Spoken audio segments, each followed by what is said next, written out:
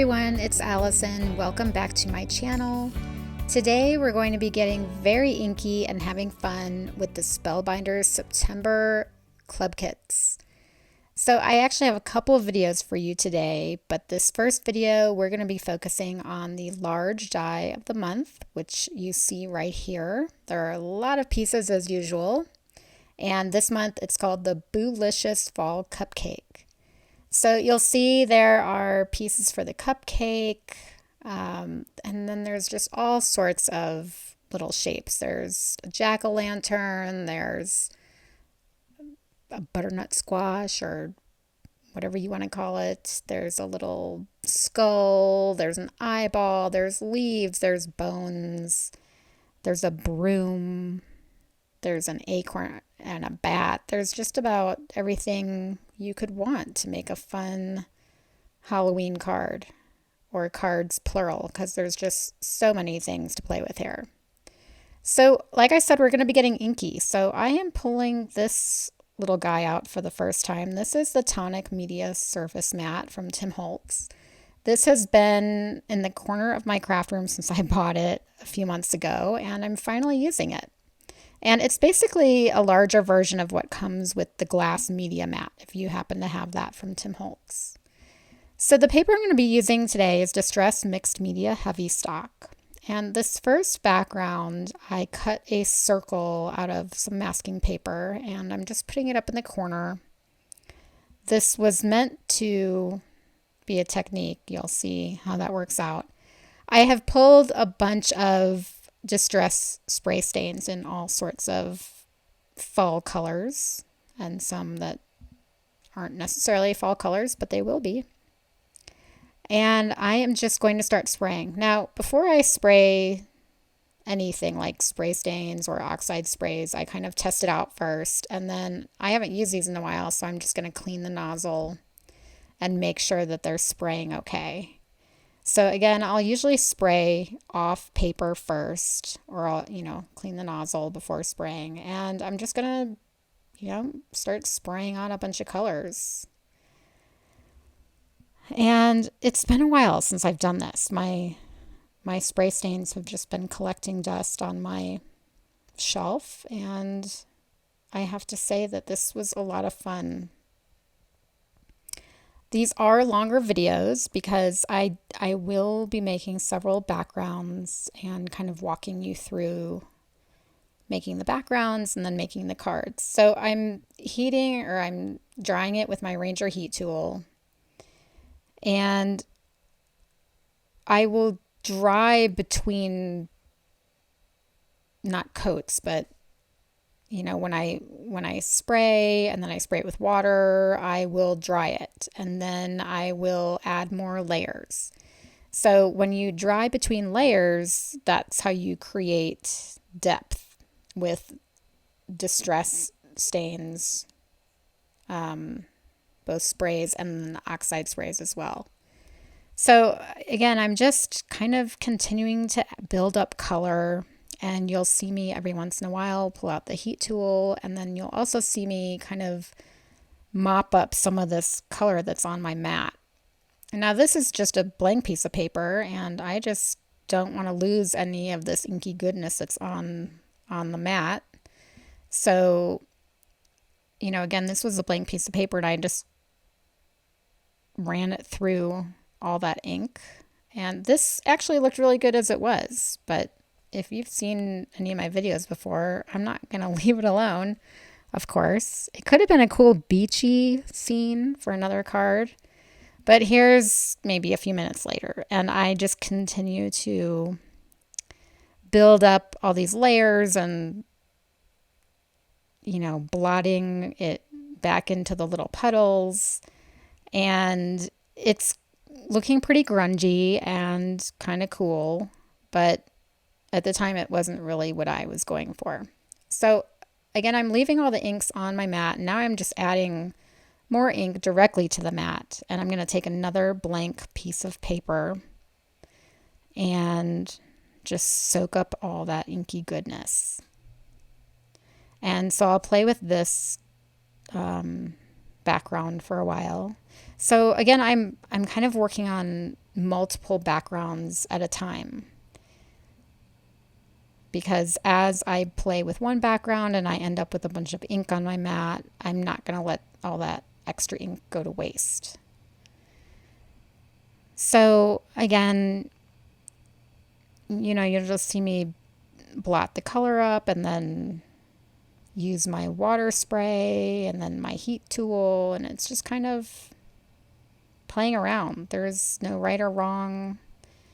It's just playing around. Now this one was getting, I don't know, kind of a mess. And eventually I just end up rubbing it through all of this liquid mess because I wasn't really liking it. So I was just decided I'm just going to make a huge mess. And then I just put a bunch of water on it. But the cool thing about this background, and you'll see,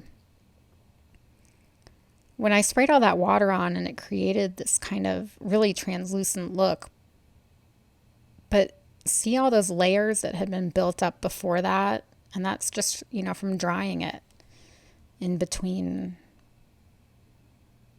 So I think I'm going to set this aside for now. And you'll be amazed at what this becomes. And the Ranger heat tool is cool. It's not like an embossing tool, but it is as hot. It just doesn't focus as much heat in one spot. All right, so before I put my spray stains away, I'm going to clean the nozzles, and that's really important because otherwise, you know, they just won't spray right. So again, here we're back to that original background and just trying to build up some deeper color at the top. So this background I kind of had intention. I wanted a sky, and so obviously I just pulled that off. You can tell that was supposed to be a moon, and the intention was to spray a little bit of water so that some of that blue would kind of seep into the moon. But wait, you see how I accidentally, and I dropped it twice. That little cover that I had created for the moon somehow ended up dropping onto my piece of paper twice. So accidents happen. Things didn't go as planned. So now I'm putting it back over there and I'm going to try to fix the background. But this little circle mask is so saturated at this point that you'll see when I ultimately pull it off that, you know, it's just gotten the paper underneath it so wet. Now I do love this distressed Heavystock. This held up so well to all of, I mean, you can see how much liquid I was adding to these backgrounds, and this paper is really awesome. It holds up to it. What it didn't hold up to, and you'll see in a second when I pull off this mask again, it was just so wet when I put it on the second time, and now I'm gonna try to salvage my little moon, but then I start rubbing it and you can just see the paper is just pilling. So that's okay. I'm gonna cover the moon later. I'm still really loving this background that I created. So all is not lost. All right, so you saw how inky my fingers were, and now they're not. So I just wanted to show you this. This is my Ranger Scrubbie, and I don't mind getting inky during sessions like this. It's fun. I have this Scrubbie. It really works. You just use it with soap under your sink and scrub it all away. All right, that was the background that I didn't like. And now I just turned it over. And I'm not going to throw it out. I'm just going to use the other side of it. So now I'm coming in with Oxide sprays. And so that was, I think, milled lavender Oxide spray. And I just sprayed a bunch of water, and I'm going to kind of let it sit there and just spraying more water. Now, the cool thing about Oxide sprays is just like Distress Oxide pads, it oxidizes. So you'll see, even on my paper towel, you'll see how there's purple and pink because when this color oxidizes, it like kind of bleeds pink. So that's the cool thing about Oxide sprays, is there's all these other colors that come out. All right, now I'm going to add some mica stain. This is the shiny Bauble from last year's, I think it was last year's Christmas holiday bundle, but I believe these are now sold separately. These are translucent and obviously shimmery, and they're really fun to play with. You can see the shimmer right there. So again, you have to, and I didn't mention this before, you have to shake Oxide sprays and mica sprays. You have to shake the bottles really well, because for the Oxide sprays, you know, it's a mix of pigment and dye inks. And for the mica, it's a mix of mica and spray stain. I'm not sure exactly what it's a mix of, but there's like little balls inside of those bottles, and you have to shake them to loosen everything up. So again, I forgot to mention that. Here I've just added some more regular spray stain. This was picked raspberry, I believe. And you can mix, obviously, Oxide sprays and spray stains. So again, just building up more color and adding a little bit, coming in with a little bit more of that mica spray and giving it a good dose of water. And now the thing about Oxide sprays is you get kind of like a chalky finish. You can kind of see it here, but you'll really see it in a later background that I work on. I think actually the background that I work on for the small die of the month.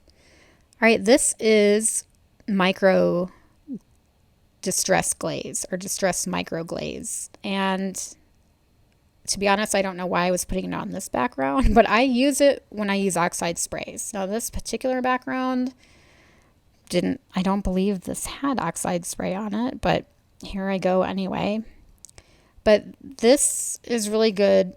So this one did have Oxide sprays. Now, like I said, Oxide sprays kind of result in a chalky finish. And I find that if you rub your finger on it, it kind of comes off. That's my experience. I don't mind getting inky when I'm playing with my inks, but I don't like getting inky when I start to assemble my cards, and I certainly don't want the recipient to have ink come off on their fingers when they're touching my cards. So I like this micro glaze when I'm using my Oxide sprays.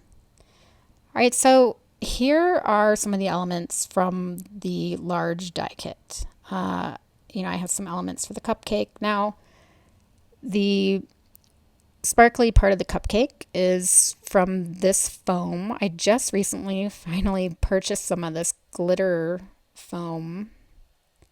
It's called like glitter pop-up foam or something like that from Spellbinders. And the packages come with two colors in them. So this has purple and this really vibrant like cobalt blue. And I also have this package of green and kind of an aqua color. So here I have cut out part of the little cupcake wrapper out of that purple glitter foam, and I'm just assembling that. Now off to the left you'll see I must have cut like 5,000. Oh, here we go. Here's a glimpse at my life. I had 4 different projects going on. I think for this cupcake, I kept going back and forth between all these colors for the cupcake layers, and I get very distracted. And I think my point is, when you watch YouTube videos and it looks like people making these videos have really clean desks and craft rooms, no, we do not. So here I've just cut this background out with the Fluted Classics rectangle die just to give the outside some detail. And here is the final card. Now, you'll see it doesn't necessarily resemble what you saw before. I decided to put an eyeball on top instead of the skull that I had originally cut. And I went with some black elements instead. I think I had navy originally, but I do think it's super fun, and I love how it turned out.